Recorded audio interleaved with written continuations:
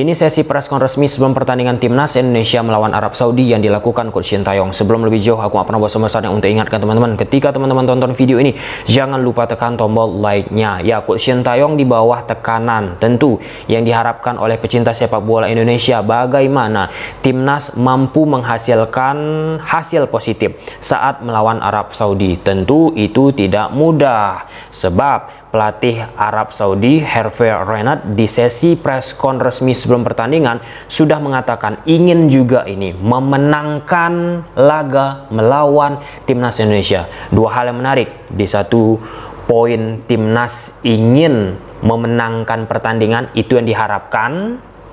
Kemudian Hervé Renard juga untuk bisa memperpanjang napas Arab Saudi melaju ke Piala Dunia harus juga memenangkan pertandingan. Yuk kita elaborasi apa saja yang disampaikan oleh Hervé Renard, pelatih Arab Saudi, dan termasuk pelatih timnas Indonesia Coach STY. Kita masuk dulu pelatih Arab Saudi. Nah, di momen pertama yang akan kita bahas, Hervé Renard bilang, saya melihat gairah terhadap sepak bola Indonesia yang luar biasa melalui banyaknya kehadiran awak media di sesi press conference yang dihadirkan. Nah, saya berharap Anda sukses. Kepada awak media disampaikan kepada audiens yang hadir, tapi tidak besok.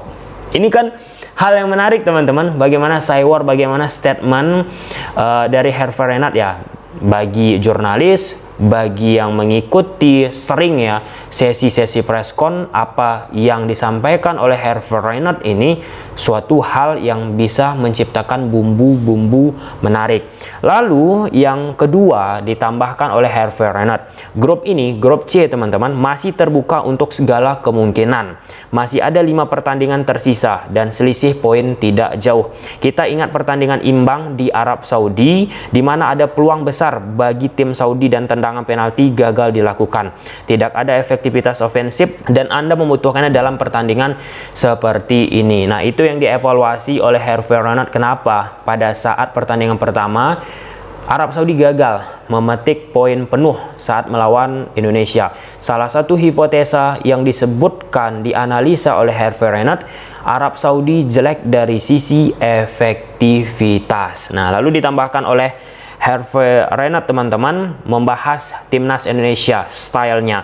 Tim yang kuat dan terorganisir dengan transisi ofensif yang cepat dan bahaya di bola mati. Ini adalah pertandingan yang sulit dan kami menantikan pertandingan di depan para penggemar timnas Indonesia. Ya, apa yang disampaikan oleh Hervé Renard ini seperti biasa ya.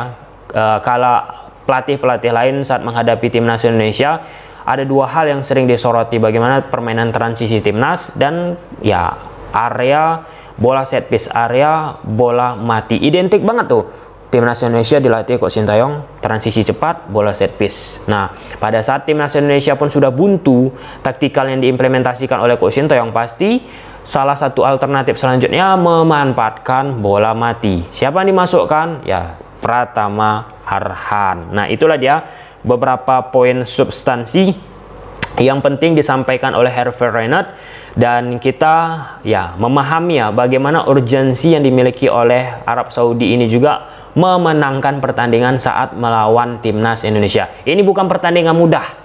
Bukan pertandingan mudah. Nah, kita bergeser ke timnas Indonesia lewat Coach Sintayong. Nah, di poin pertama Coach Sintayong, sifat preskon yang kerap dilakukan oleh Coach Sintayong ini statementnya formalitas teman-teman. Yang pertama, saya percaya pada para pemain.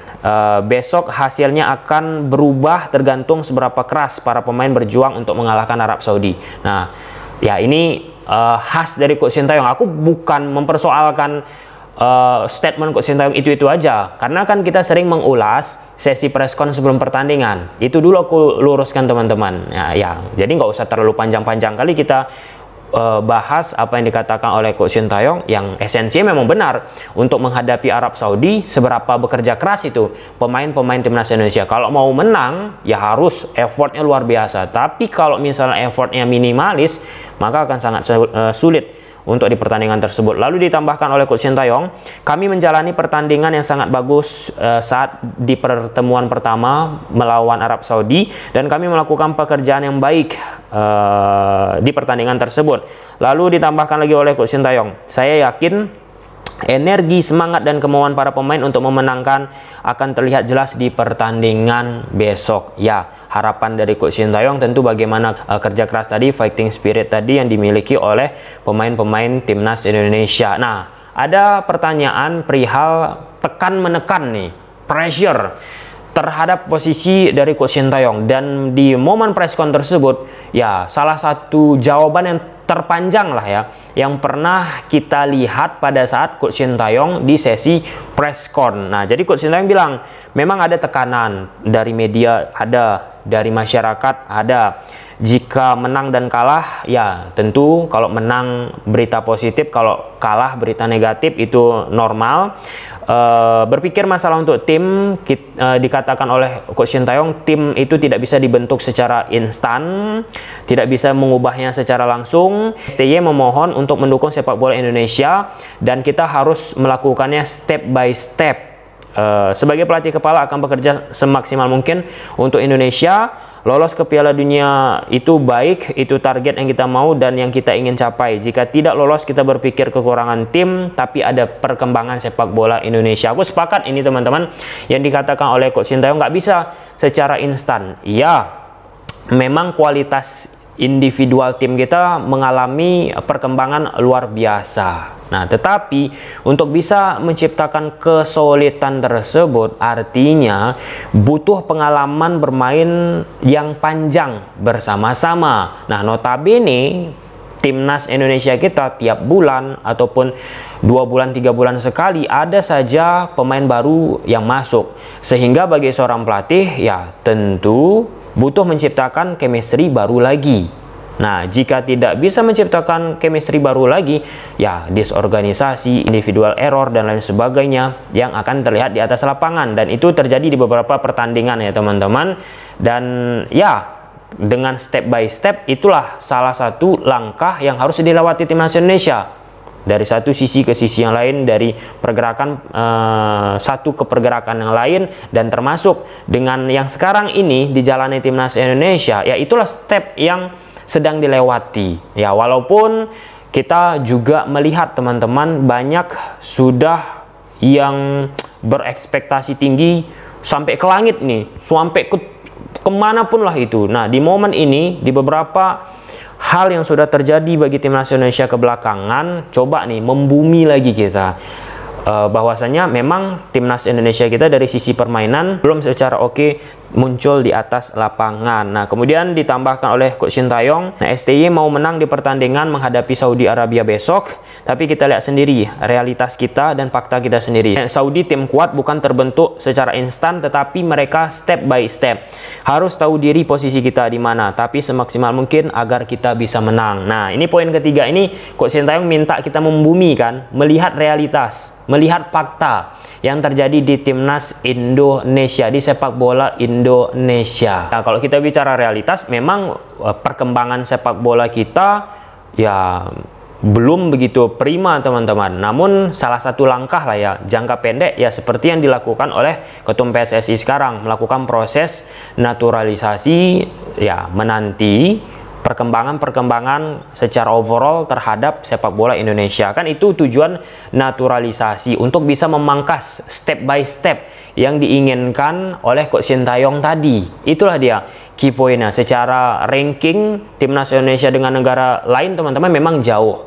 Nah, dengan datangnya pemain keturunan, pemain diaspora, nah itulah urgensinya mengapa dilakukan. Dan tak mudah memang bagi seorang pelatih, apalagi Coach Sintayong, melatih yang secara pemain banyak nih, pemain-pemain dari Eropa, dan komunikasi itu kan sering kita lihat antara Coach Sintayong dengan pemain itu sering diterjemahkan teman-teman, termasuk juga bahasa Inggris ya. Ada beberapa kali komunikasi yang terjadi antara Coach Sintayong dengan pemain kita diterjemahkan oleh diinterpretasikan oleh salah satu staf official dari timnas Indonesia. Lalu ditambahkan oleh Coach Sintayong, pelatih Saudi sudah ganti dan pelatih Saudi sekarang Hervé Renard juga mencoba melakukan kombinasi dengan memasukkan banyak pemain muda. Dari sisi style permainan pun, coba tonton video pembahasan kita saat Arab Saudi bertanding melawan Australia beberapa waktu yang lalu, teman-teman. Di situ Arab Saudi bermain vertikal pas progresif lalu menciptakan high pressing luar biasa, cenderung berbeda dengan apa yang ditampilkan oleh Roberto Mancini yang ya tidak sangat amat mendominasi dan sering mutar-mutar. Nah, pada sesi preskon, Coach Sintayong didampingi oleh Tom Hye. Ada satu statement yang menarik disampaikan oleh Tom Hye. Melawan Jepang di 30 menit pertama, kami menunjukkan bahwa kami bisa bersaing dengan mereka. Namun kami tidak mampu melanjutkannya di bagian akhir pertandingan. Namun tim merasa puas dan kami bekerja keras bersama. Nah, key poinnya apa?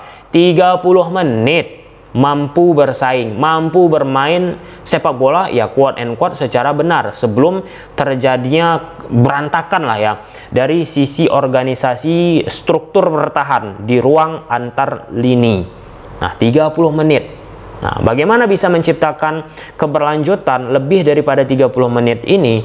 Ya, salah satunya ya pengalaman bermain bersama, kemudian bagaimana fisik dan intensitas level permainan yang terbiasa dirasakan oleh pemain-pemain kita. Dan ya saat menghadapi Jepang ya aku pikir memang calculated loss ya, memang hal yang sulit untuk kita hindari dari kekalahan. Nah, kekalahan melawan Jepang ya semakin membuat sebuah tekanan kepada Coach Sintayong. Sebenarnya bukan di pertandingan tersebut, karena ada kesempatan timnas Indonesia untuk memenangkan pertandingan sebelumnya, contoh melawan Cina, itu nggak bisa diraih oleh Coach Sintayong. Tekanan itu semakin menumpuk. Oke, itu dia dari pernyataan Tom Hye. Oke, mungkin sampai situ aja. Gimana menurut teman-teman? Silahkan tulis di kolom komentar. Bye.